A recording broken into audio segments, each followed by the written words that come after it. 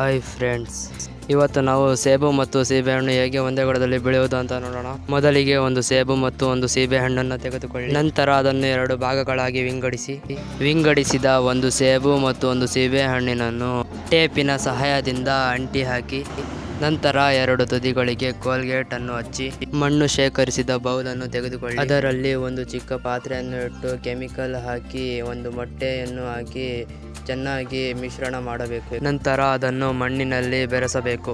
ಅದರ ಒಳಗೆ ಸೇಬು ಮತ್ತು ಸೀಬೆಹಣ್ಣಿನನ್ನು ಇಡಬೇಕು. ನೀರು ಹಾಕಿ. ನಮ್ಮ ವಿಡಿಯೋ ನಿಮಗೆ ಇಷ್ಟ ಆಗಿದ್ದಲ್ಲಿ ಲೈಕ್ ಹಾಗೂ ಸಬ್ಸ್ಕ್ರೈಬ್ ಮಾಡಿಕೊಳ್ಳಿ. ಕೆಲವೇ ದಿನಗಳ ನಂತರ ನೀವು ನೋಡಬಹುದು, ಗಿಡ ಬೆಳೆಯಲಾರಂಭಿಸಿದೆ. ಆ ಗಿಡವನ್ನು ತೆಗೆದು ಒಂದು ದೊಡ್ಡ ಬುಟ್ಟಿಯಲ್ಲಿ ಶೇಖರಿಸಿದ ಮಣ್ಣಿನಲ್ಲಿ ಹಾಕಬೇಕು. ನಂತರ ಅದರಲ್ಲಿ ಕೆಮಿಕಲ್ ಅನ್ನು ಬೆರೆಸಬೇಕು. ಸ್ವಲ್ಪ ದಿನಗಳವರೆಗೆ ಅದರಲ್ಲಿ ನೀರನ್ನು ಹಾಕಬೇಕು. ಸ್ವಲ್ಪ ದಿನಗಳ ನಂತರ ಗಿಡ ಬೆಳೆಯುತ್ತದೆ. ಧನ್ಯವಾದಗಳು. ಲೈಕ್ ಹಾಗೂ ಸಬ್ಸ್ಕ್ರೈಬ್ ಮಾಡಿ.